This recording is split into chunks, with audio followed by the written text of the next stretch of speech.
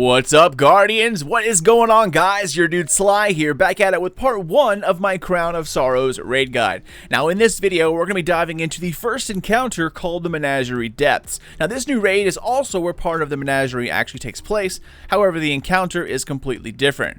Now, I did want to get this out on day 1, but I was invited to E3 this year, which was literally, the day after this raid came out. And I was raiding on day 1 until about 4 a.m., then catching my flight around 9. So I was absolutely dead tired. So, just wanted to apologize for the lateness of this video.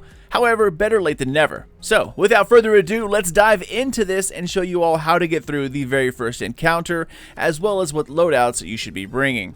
Now, first things first, let's talk team composition. As with all raids, Wall of Radiance, of course, goes a very long way. So try to have at least one Warlock. Also, having 1 or 2 tethers helps make this encounter much easier as well. You won't need Melting Point here, but hammers do help, as does Nova Bomb and Blade Barrage.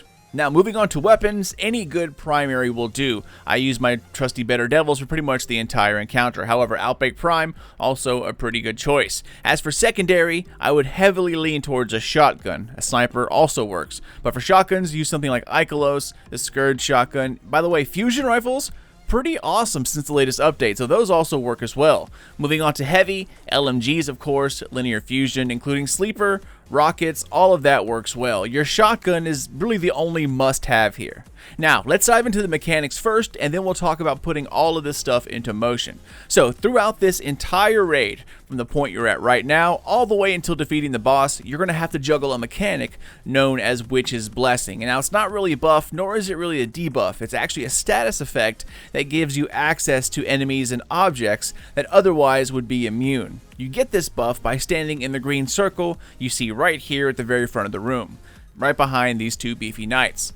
Now, the 3 things you should know about the Witch's Blessing buff. Number 1, it lasts roughly for about a minute. It's like 58, 59 seconds. Number 2, at the end of the countdown, you'll see at the bottom left of your screen, it will kill you once it hits 0. And 3, you can only ever gain this buff from either standing in this circle at the very beginning of the encounter, which by the way, it disappears once you stand in it, or you have to get it from your teammates by passing it back and forth. Now, you do that by an object called the Witch's Vessel, which is located on the opposite side of the room in the very back, directly in the center. This is where most of this encounter will be based around, is this area right here. Now, these vessels are also within every encounter from here on out. So how it works is like this. All 6 of you stand within the circle or aura of the vessel. 3 of you will have Witch's Blessing, while the other 3 will not.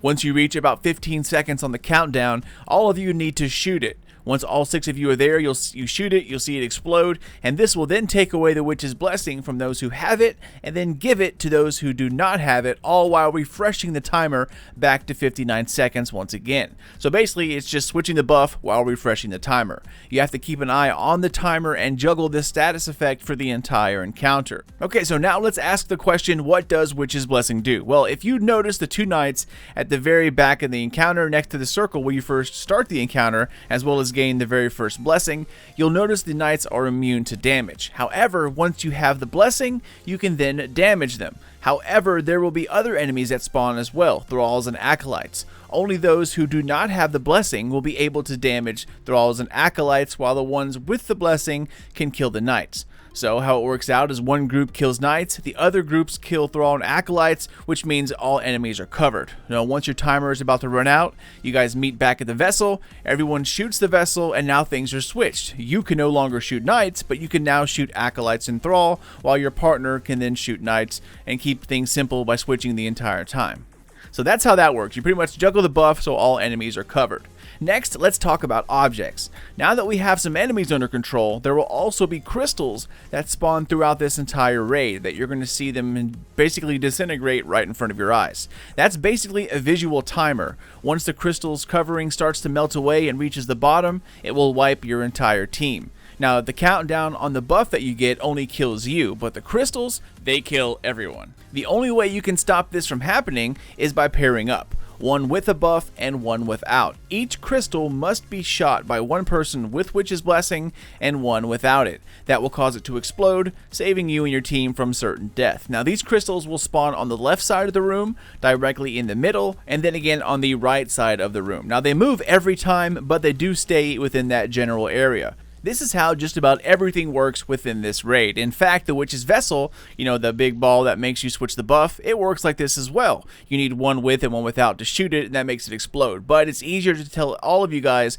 to get to the middle, meet up, and everyone shoot it. That kind of like gets you, you know, in a flow and in a group, and that way you're not leaving anyone out. Of course, crystals work like that, and then as you'll see later, shields will work like this as well. In order to take down shields, you need one with a blessing and one without, but we'll get to that later on. Alright, ladies and gents, now that you know all of these mechanics, let's go ahead and put all of this into motion. So first things first, pair up into 3 groups of 2. Now you will keep this partner for the entire raid. One group of 2 are responsible for the left, adds, and crystal. The other group of 2 keeps middle under control, and then the final group of 2 has the right area. One person from each group needs to head to the vessel at the back of the room, while the other 3 will start the encounter by jumping into the Witch's Blessing circle right behind the knights. Once you jump into there, that starts the encounter and gives you the initial Witch's Blessings buff. Only one person per team can be in this circle. You cannot have you and your teammate start the encounter because you'll both end up getting Witch's Blessing. And of course, you need one with and one without to damage crystals and keep your area under control from the constantly spawning adds. So what you want to do, guys, is go ahead and split up, count it down, 3, 2, 1, jump on in, and that will start the encounter. Immediately kill the knights at the front of the room, and at the exact same time, enemies will be spawning at the back of the room for your partner. Spawn kill them as much as possible. You can use rockets, grenades, what have you. Just remember, there will be enemies roaming around that you cannot kill. The same goes for your partner. The better you are at clearing up your specific group of adds, the easier it will be for your partner to live. So make sure you do your job well. The 3 who starts this encounter must keep an eye on the countdown. This is extremely important, guys. Kill adds until you reach about 15 seconds or so left on the countdown of the Witch's Blessings buff. Now once you hit 15 seconds, call it out that everyone needs to meet in the vessel circle to switch blessing. Of course, the vessel, like we talked about, is this giant orb looking thing right here at the back of the room. Everyone gathers up right next to it, kind of huddles together. Everyone shoots the orb. Orb will explode. This will then take away the blessing from you and then give it to your partner, as well as refresh the timer. So we're back at a fresh 59 seconds. Now since you had the Witch's Blessings at first and you were killing knights, now that you do not have it, you are killing thrall and you're on acolyte duty while your partner is taking a turn killing the knights. All the while you're killing enemies, you have to listen to a certain sound. What's going to happen is you'll see at the bottom left of your screen that crystals are spawning in. This is your cue to break away from the middle and search your areas for crystals. Remember, each team is responsible for their own side. Only help others once your crystals are finished. Each team must shoot their crystal together, one with the blessing, one without. As soon as the crystal explodes, go ahead and call it out. Say something like, middle crystal down, or right down, left down, something like that. This way others on the team know that, that certain area is down and which side needs help if need be. Middle group is usually the best suited to help whatever crystal is left if you guys need the extra help. Once all 3 crystals are down, return back to the vessel and kill adds, all while getting ready to switch blessings once again. You simply rinse and repeat this for the entire encounter, and after 4 rounds, it's over. The loot will be yours. Once you get this encounter's swing or cadence, rhythm, it becomes incredibly easy, guys. The only thing that makes this part hard is the following. Once per round, 2 ogres will spawn, one on the left and one on the right, and they're like in line with the vessel at the back of the room. Just like other enemies, one can be damaged by you, while the other can only be damaged by your partner. So basically 3 guardians to each ogre. This is where the Well of Radiance comes in handy. When the ogres spawn, throw down a Well of Radiance ASAP. You will get shot from both sides, and if you're underleveled, it will just pretty much instantly melt you. On top of that, other enemies are also roaming around hurting you because you're now focused on ogres and not your knights or thralls. So use your supers on the ogres as well as heavy to get them down ASAP, and then focus on trash mobs, all the while keeping an eye on your time and for crystal spawning. Now just to be safe, refresh your timer and pass the blessing at the end of every round. When you notice the round's ending and you hear that kind of dong, something, go ahead and switch your buff. You don't necessarily have to, but doing this kind of keeps the timing in line. Also, if you're left and right team, there will be acolytes with boomers on the very top levels. They will destroy you very quickly. So if you can damage acolytes, take them out the instant you are able. Alright Guardians, and the last and final thing that will stop you from succeeding, death. Now that might seem a little obvious, but since you can only get, the witch's blessing from the circle at the very beginning of the encounter, and you can also get it from others by shooting the vessel, death throws a wrench into the plan. Now if you have blessings and then you die with it, you lose it once you're revived.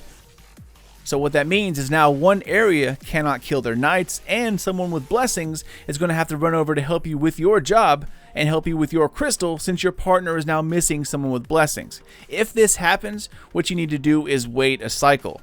Do not enter the witch's vessel at the back of the room on your very next switch. Allow your partner to now gain the buff while you keep it off. Once that happens, now you're kind of back to normal. After staying out for one switch, you go back in the second time, and then everything's back as it used to be.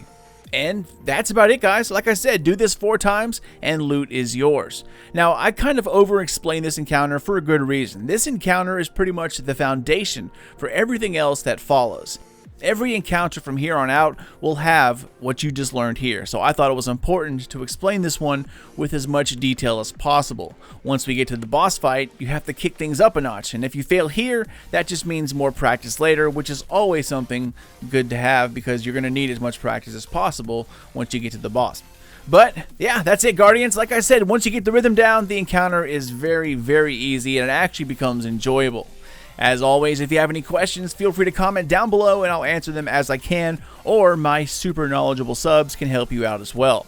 If you're not sure, guys, ask. There's absolutely nothing wrong with not knowing something you've never done before. So if I can help at all, throw a question down below and I would be happy to do so. As always, thank you for watching and for supporting Sly Nation. Now, if you're new to the channel or Destiny in general, then welcome, my friend. Subscribe for lots more Destiny 2 videos as we get ready for Shadowkeep, as well as others about Season 7. I also cover Anthem, Cyberpunk, and other various MMORPGs, so definitely keep it here. Feel free to check me out on Twitter or Facebook at Sly Nation or Sly Nation Gaming on the FB. Later, y'all, and once again, thank you for watching. Keep those eyes open for Part 2 and Part 3 of my Crown of Sorrows raid guide, as I'll have them out here soon. But until then, this is your dude Sly, and I'll catch you all next time.